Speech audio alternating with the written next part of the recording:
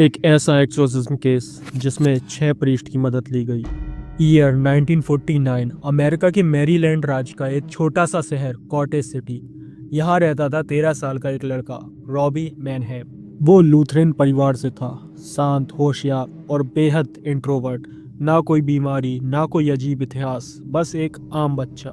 लेकिन कुछ ही हफ्तों में यही बच्चा दुनिया के सबसे डरावने एक्सोर्सिज्म केस का हिस्सा बन गया। रॉबी का कोई भाई बहन नहीं था। रॉबी अपने बुआ आंट हैरियट के बहुत करीब था। वो औरत आत्माओं और आध्यात्मिक दुनिया में गहरी रुचि रखती थी। वो अक्सर ऊर्जा बोर्ड के जरिए आत्माओं से बात करने की कोशिश करती थी। लेकिन जनवरी 1949 में आंट हैरियट की अचानक मौत हो गई। गम में डूबे रॉबी ने वही बोट उठाया और अपनी बुआ से बात करने की कोशिश करने लगा। लेकिन शायद उसने अपनी बुआ को नहीं, किसी और को ही बुला लिया था, जो आगे जाकर उसकी पूरी जिंदगी बदलने वाला था। रॉबी के ऊर्जा बोर्ड इस्तेमाल करने के बाद कुछ ही दिनों में घर में अजीब घटनाएं शुरू हो गई। दीवारें खटखटाने लगी, फर्नीचर खुद से हिलने लगा, रात होते ही बिस्तर अपने आप हवा में उठने लगता और फिर एक सुबह रॉबी के शरीर पर लाल निशान उभर आए, जैसे किसी ने चाकू से रॉबी के शरीर पर वो निशान बना दिए हों। हेल, ईवल, सेतन, कभी कभी इन निशानों से खून भी निकलता था। यह देखने के बाद रॉबी के पेरेंट्स ने तुरंत स्थानीय Lutheran minister reverend Luther miles Schulze को बुलाया।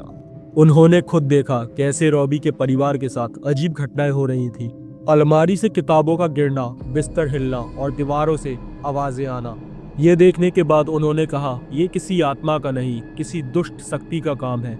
कैथोलिक चर्च से संपर्क करो। इसके बाद फादर एल्बर्ट ह्यूजेस ने वॉशिंगटन के धार्मिक मुख्यालय से अनुमति लेकर पहला एक्सोर्सिज्म शुरू किया। लेकिन जैसे ही होली वाटर छिड़का गया, रॉबी जोर से चिल्लाने लगा, पानी उबलने लगा और बोतल खुद कमरे के पार फेंक दी गई। अचानक उसने बेड की स्प्रिंग तोड़ी और आयरन का टुकड़ा फादर ह्यूजेस की तरफ फेंका, जिससे उन्हें काफी चोट आई और उनके हाथ में 100 से ज्यादा टांके आए। इस घटना के बाद चर्च ने एक्सोर्सिज्म रोक दिया। पहला एक्सोर्सिज्म असफल रहा। इसके बाद कहानी ने ऐसा मोड़ लिया जहां डर का असली चेहरा सामने आया। रॉबी का परिवार सेंट लुइस शिफ्ट हो गया, जहां उनके रिश्तेदार का संपर्क एक जूइश प्रीस्ट स्टूडेंट से था। वहीं से मामला फादर विलियम वार्डन और फादर रेमंड बिशप तक पहुंचा। फादर वार्डन को इस केस का मुख्य एक्सोर्सिस्ट नियुक्त किया गया और फादर बिशप ने पूरे केस की डायरी लिखी, जो बाद में द एक्सोर्सिस्ट किताब की प्रेरणा बनी। उन्होंने चर्च से आधिकारिक अनुमति लेकर 30 से ज्यादा रातों तक लगातार एक्सोर्सिज्म सीजन्स किए। इन सत्रों के दौरान रॉबी का व्यवहार लगातार बदलता रहा। कभी वह शांत होता, कभी अचानक हिंसक, कभी उसके शरीर पर शब्द उभरने लगते। Hell, Satan, exit. कमरे की चीजें खुद से हिलने लगती थी और तापमान अचानक से गिर जाता। यह वही दौर था जब सेंट लुइस एक्सोर्सिज्म इतिहास का सबसे चर्चित और भयानक मामला बन गया। एक रात जब फादर हॉलरेन ने रॉबी के जख्मों को करीब से देखा, तो वे सन्न रह गए। वो निशान ऐसे नहीं थे जैसे किसी ने काटे हों, बल्कि ऐसे लग रहे थे जैसे कोई अंदर से धक्का दे रहा हो और शब्द उसकी त्वचा को चीरते हुए बाहर आ रहे हों। एक्सोर्सिज्म सीजन्स के दौरान कमरे का तापमान अचानक 30 डिग्री से गिर जाता और हवा में जलते सल्फर जैसी गंध फैल जाती। ऑब्जेक्ट्स अपने आप उड़ते थे। एक बार भारी आर्म चेयर खुद दीवार पे जा टकराई। कई बार रॉबी की आवाज अचानक बदल जाती। अब वो किसी बच्चे की नहीं, बल्कि एक गहरी, गुर्राने जैसी डरावनी आवाज में बोल रहा था, I am legion for we are many. एक 13 साल का बच्चा जो लैटिन जानता तक नहीं था, प्राचीन लैटिन प्रार्थनाएं दोहराने लगा। यह वो पल था जब पादरियों को यकीन हो गया कि ये कोई साधारण पोजेशन नहीं है, बल्कि एक मल्टी डिमोनिक पोजेशन है। हर रात 3 बजे कहा जाता, शैतान सबसे ज्यादा सक्रिय होता था। तभी बेड हिलता, हवा रुक जाती और रॉबी वॉयलेंट हो जाता। कमरे में रखी सारी चीजें इधर उधर घूमने लगती। इस समय में रॉबी नहीं रहता। उसके शरीर पर सभी बुरी आत्माएं हावी हो जाती। ये देख के सभी प्रीस्ट प्रार्थना करते, लेकिन रॉबी पर उन प्रार्थनाओं का कोई असर नहीं होता। और तभी पूरा कमरा हिल गया। कैंडल्स एक साथ बुझ गईं और सब कुछ एक पल के लिए शांत हो गया, जैसे कोई अदृश्य लड़ाई अभी खत्म हुई हो। उन 30 दिनों के एक्सोर्सिज्म के दौरान रॉबी के साथ कई अजीब और डरावनी घटनाएं हुई। जैसे एक सीजन में कमरे के मिरर में रॉबी का रिफ्लेक्शन अपने आप हिलने लगा। उसका चेहरा रॉबी से बिल्कुल अलग था।